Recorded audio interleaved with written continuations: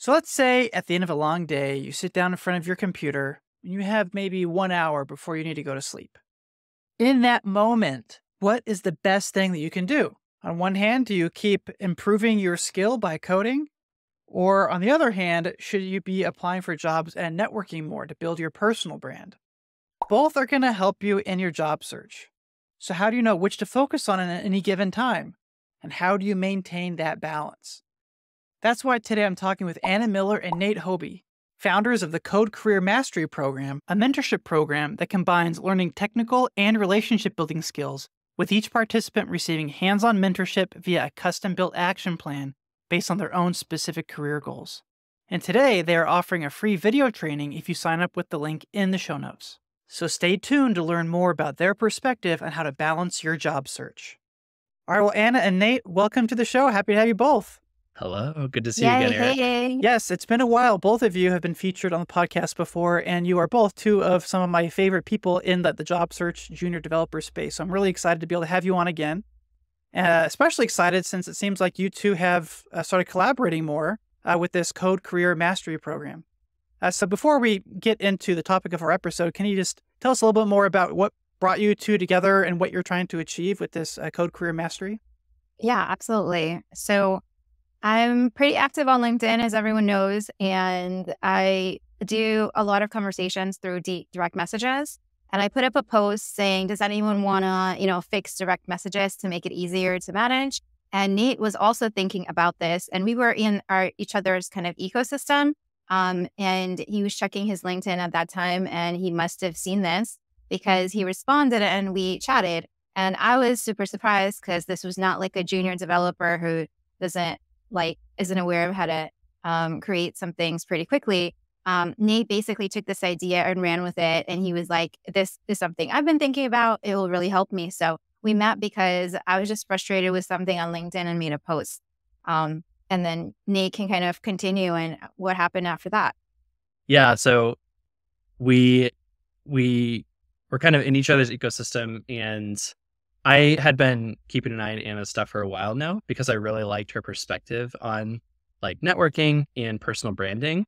And I knew that, it was really, really important in the current kind of economic climate with the job hunt, especially for junior developers. So I was already like looking for an opportunity to connect eventually. And then I saw this post and thought it was a really good opportunity because there was overlap in sort of a problem that we were facing. And I had experience, on previous projects, sort of addressing pain points on existing websites using like Tamper Monkey scripts or plugins. And I knew how to kind of build that. So we connected over that, and that's kind of where the relationship started. And we continued to talk and realized that, hey, it would be really, really strong if we combine forces and develop the program together. That's perfect. It's great to see you two working together. Exactly. And as we get towards the end of the episode, we'll be able to give you a chance to talk about kind of your program, how people can sign up if they're interested in learning more. But I like having your two voices here because, in my mind, as you mentioned, there's like the networking master. We got Anna over here, right? And then we got like, the coding master, Amazon employee extraordinaire, Nate. What I want to talk about here is that balance, right? As you are approaching your own career development, job search, how do you balance the two competing priorities of like building your network and your personal brand versus your technical growth? Because they're both competing for your time, right? So basically, it's not enough to be like this amazing technical person because it's going to happen in a vacuum. Like whatever you're doing will not be seen. So you do want to work to bring your technical abilities to a really good place and have the context you need. There has to be a level of visibility and communication with other people for you to make an impact. So in the job search, the networking is where you actually connect with others to see what opportunities exist. However, internally, when you're working in a company and you want to move up, get more money, have more impact, better projects, it's really about finding those spaces where you can enhance something in the process or product, and working with your manager, working with sponsors, people that, your teammates that maybe want to do a side project together. So the visibility part is really the professional brand, how people see you. And that has to work hand in hand with any skills that you gain Yeah, I on kind the of think job. about it like That's right. if the tree falls in the forest and nobody hears, like did it fall? Similarly, if you do an excellent thing at work and nobody knows about it, like it's not going to show up in your review, and you're not going to get credit for it. So there's a level of self advocacy that a lot of people are probably not comfortable with. That you have to get comfortable with. It's not necessarily pride or braggadocious. It's just raising awareness, and nobody's going to be a better advocate than yourself ultimately. Sorry, Nate, I think I interrupted you. No, that's okay. No problem.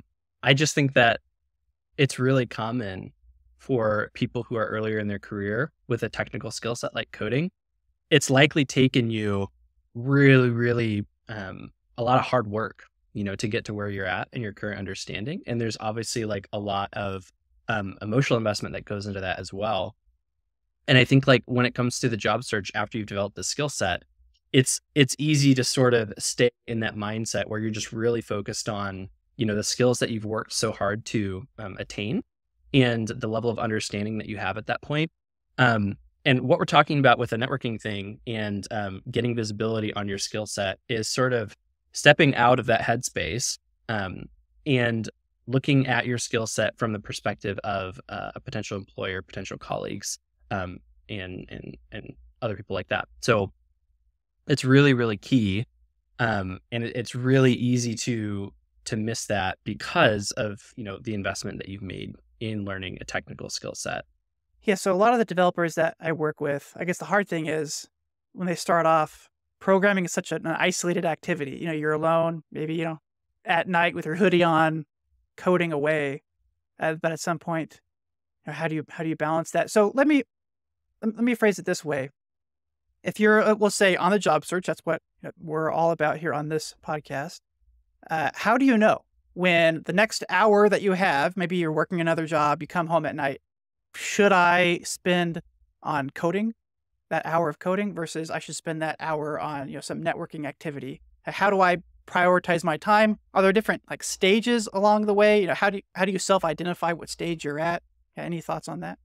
Yeah, I can probably start this one. I think what I usually like to tell people is the interview process itself will inform kind of where your technical gaps are. If you're not able to build up a process to consistently get interviews, it's really, really important that you don't ignore the networking and personal branding part. Obviously, the networking and personal branding can get you to the interviews, but it's the technical competency in your interview skill set that will pull you through to actually getting a job offer. So my recommendation is usually after you've gone through, this initial time period where you're gaining the skill set, either through self-learning or through a boot camp, really try to build up this process for getting the interviews, and then allow your interview feedback to sort of influence how you spend time shoring up your technical skills. Yeah. So essentially, the job search is a funnel. So the top of the funnel, which is the largest area, is basically the networking part. And networking is kind of where you start when you're job searching, no matter your skill level, because that's the visibility part. And what are interviews, but just being visible to the right people. So in terms of determining where to focus your time, if you're very, very new, for example, just graduated a boot camp, you want to tap into your network and build multiple networks as much as possible, because interviews are not going to just fall in your lap unless you already have some technical ability or some really, really good referrals, like really good from some good friends, right? So if you're not getting interviews, networking is the stage where you want to focus. And I understand you may think, okay, well, eventually I'm really good at networking and I get interviews. What do I do then? Then you scale down the networking a little bit. Don't completely pause it, but scale it down and replace some of that networking time with training time, right? Technical interviewing, technical training, maybe build a project.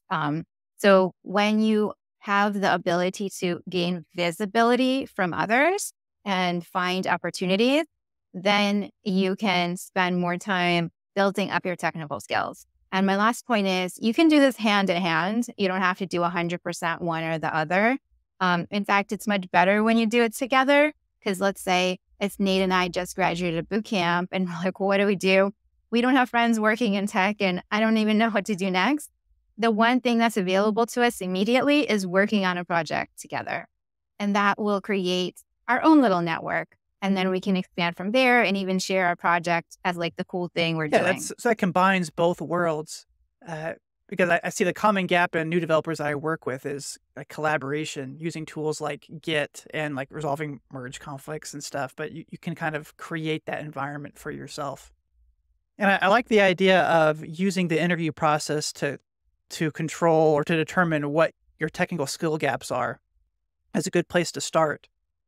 For people that are nervous about starting with networking, though, like where would you recommend they get, that they start? Where can they go to get feedback to know like what they should be engaging in next?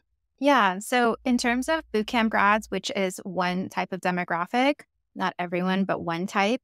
So if you're a bootcamp grad, tap into your bootcamp network as much as possible. So you probably have not had chats with a lot of your cohort because you've been busy working on the material. Okay, great. You build some basic technical skills, have networking chats with as many people as you can from your cohort, and then go use LinkedIn, tap into your career services, find out who are the alumni, where are they working. So basically you have access to a whole bunch of people, probably a couple hundred people that you can speak to today, and they would be more than happy to help. After that, you layer on different networks. Just as an example, one person I was talking to recently came from physical therapy as a background. Great. She can tap into the network of people who used to be in the medicine or health field and now work in tech. So you basically start with the bootcamp network because that is immediately available and then go from there. Yeah, I'm thinking about people who say, hey, I don't know anybody, where do I start? And they get really nervous about making that first outreach. But if you've gone through like a boot camp, you actually do know a lot of people that you just don't even know that you know yet, right? They have the access to the alumni and the other cohort members. Yeah. And I would even say that's probably true for other programs like, 100 devs or, what have you. The not like a formal boot camp program per se, but you can find people that have gone through it that are now working that might be willing to, share their story and support you. Yeah. So on the other side, people that are not from boot camps that's well structured, like self-paced or self-taught or whatever it is. Okay, look for other people that also have that on their profile. That's the beauty of LinkedIn. You can literally look up anyone by any feature or school or job or whatever. So don't feel like it's annoying or you're bothering people or things like that. Like it's your job to get to know more people because that will get you. Yeah, nobody's going to do it for you. I mean, there are career services at some boot camps or colleges that do some support, but at the end of the day, this is squarely on your shoulders, and you got to make it happen. Yeah. Nate, do you have an example maybe from something that you've done in terms of networking for yourself? Yeah, I think it's just important. We talk about like, shared boot camps or like shared, you share the fact that you're self-taught or what have you. But I think like really just looking at any common experience that you're really comfortable talking about. It could just be people in a shared community that doesn't have much to do with your boot camp, but there's people in that community that have jobs. More than likely, either someone in that community works in tech or knows someone who works in tech and can vouch for you, can speak on your behalf. So I think, in my background, that has been huge. Just leaning on sort of the people that I already knew, making sure that, I'm not kind of devaluing that and making sure that I'm doing my best to comb through that and make sure I'm talking to anyone who may be relevant to my career growth. And that could be people who, seem like they might be immediately relevant to a job search or people who are just well connected, and that's why it's so important to become the networker rather than just like rely on, career services, for example, because only you are able to kind of like understand, the intricacies of your network and the people that you already know. Yeah, and if people have watched, we have some previous episodes even here where people have found a job because like a roommate's girlfriend knew a person and like the the guy who got the job never even really explicitly talked to the girlfriend, but she knew, through the roommate, what he was going through, and that even though she wasn't in tech, because she was just aware that he was trying to get into tech, he was able to get that first job. So here, it's a balance. Ultimately, at the end of the day, as far as what next step you need to take the answer is it depends. Depends on where you are. We've talked about some strategies today to identify, where the gaps are that might clue you in and what you should be focusing on more. The program that you have, what does that look like if somebody were to sign up for it? What can they expect to get out of it? And what is the output of that program? Yeah. So basically, when Nate and I started collaborating, we realized that we both had individual programs, Nate on the more technical side and me on the more networking side. So Code Career Mastery is the place where that gets combined into a more seamless experience. So when someone joins, what they can expect is a very personalized approach to helping accelerate their career, whether it's a job search or promotion or their fifth job, whatever it is. So they can accelerate their career by understanding how to utilize their network and get really good at their technical interviewing or advancing any technical skills. So I'm not a coder. I know a lot of coders, but I'm not going to teach you how to go through LeetCode or how to do a whiteboard example, but Nate can, right? Meanwhile, on my end, I come from product management. So I know how to approach, different situations from a business sense and talk about things in a way that is less technical. So you can understand how to build visibility by reframing like a technical project and business outcomes, right? So instead of saying I use XYZ tech to build this tool, you could say I helped 10 users decrease their time by 50% to make more money. Yeah, how to sell themselves. Right? But in terms of how to market themselves. Yeah, self-advocacy essentially, from job search to promotions. And basically what someone can expect is guest speakers, a lot of in-depth training that combines both the technical and the business communication. Nate, what's your take on? Yeah, I would add that not only is Anna's expertise as a networking expert so valuable, but having her come in with her background in product management is really huge, because what it's going to do for people who come into the program is it's going to start to help them, or that perspective is key for building your awareness of what impactful projects look like within your career, because we're not just, hyper focused on the tech or the frameworks that you're using or what have you, but we're actually looking at the product and the business and, how to frame the projects that you do end up working on in a way that is much more valuable in terms of your career trajectory. Wait, so you're saying you can't just put, hey, I worked on a React project on your LinkedIn and that's sufficient? It's better than nothing, but we're going to show you a much better way. That's what I see so far. These personal side projects, I use JavaScript and HTML and CSS and I wrote a thing. Okay, all right. Everybody does that, right? Nate, can you speak a little about the technical interviewing? I think you've worked on that part a lot for yourself, and that's kind of like what's important for people to learn as well, because both need to work together. Yeah, so it's a really good call out. And the main thing that I'll say here is what you need when you're preparing for technical interviews, both coding interviews and system design interviews, and I would say also behavioral interviews, is you need a step-by-step systematized process and a systematic way of preparing for these things that include the expectation that you're going to have hangups, have brain farts, and be nervous. And what I really encourage people to consider is when you're going into these types of interviews, you really have to account for all that stuff. And what we do inside Code Career Mastery is help you build that process, help you follow through and practice that process and track your improvement over time. And we'll also help you, as you get these interview opportunities, make sure you capture all the right information so that we're able to unpack that and see like what your best mover is going forward. That's great. As we talked about earlier, it's all about just getting external input on your journey, right? Are you getting a lot of interviews? And that determines what you should be focusing on next. If you are getting lots of interviews, but not passing them, that determines what you should focus on next. And so it sounds like this, the program that you have kind of helps unpack that and help you to know what your next best step forward is and how to best spend your time. Well, that's exactly right. Yep. Well, Nate and Anna, it's been great to have you both on. Really appreciate you sharing about your program and helping unpack how to really balance the approach to the job search on the technical and the networking side. I know that's a lot of questions that have come up in my network about that. So thank you for answering that. That's all the time we have for today, though. So thank you for joining, and we will see you all next time. Thanks for tuning in to the Junior Jobs Podcast. If you enjoyed the show, please remember to like and subscribe, as that helps us reach more developers in need.